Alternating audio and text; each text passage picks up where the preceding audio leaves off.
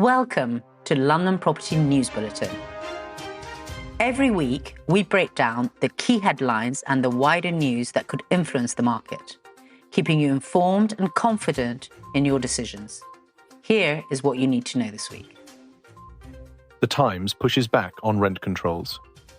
A sharp column on May the 4th argued rent caps proposed by the Green Party as a council strategy would deepen London's rental crisis rather than ease it. Housing Minister Matthew Pennycook has rejected the calls. The piece treats rent controls as a misstep for cities that have tried them. For prime London landlords already weighing the impact of the Renters' Rights Act, the argument adds a useful countervoice as Labour reportedly considers further intervention. Landlord fightback underway. Despite the headline narrative of Exodus, UK finance figures show 59,489 new buy-to-let loans were granted in Q4 2025, worth £11.2 billion, up 21% year-on-year. Landlords are restructuring portfolios, professionalising management, and shifting into higher-yield regions. Expect Prime London to follow a different path: incorporation, refinancing, or selling vacant stock into the buyer's market rather than absorbing the full regulatory cost. The fight back is quieter than the exodus, but it is well underway. Leasehold reform. A two-tier London market in the making. As the government moves towards commonhold ownership, leasehold properties could face fresh marketability challenges. Lawyers warn buyers may increasingly favour commonhold or freehold stock, leaving leasehold flats particularly in central London, where leasehold still dominates, harder to sell or refinance. The implication for prime London is significant. Thousands of Mayfair, Belgravia and Kensington flats sit on leases.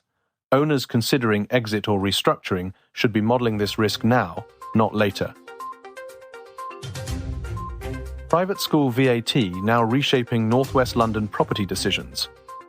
Reporting on May the 4th highlighted families selling or downsizing to fund private school fees following the introduction of VAT. One profiled family is considering selling their North West London home to release equity for school costs. The move is no longer rare.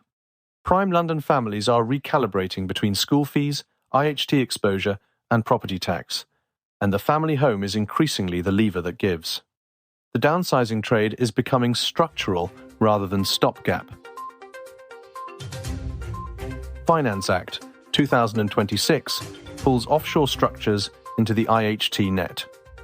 The Finance Act 2026 has brought offshore-held UK farmland within the inheritance tax charge.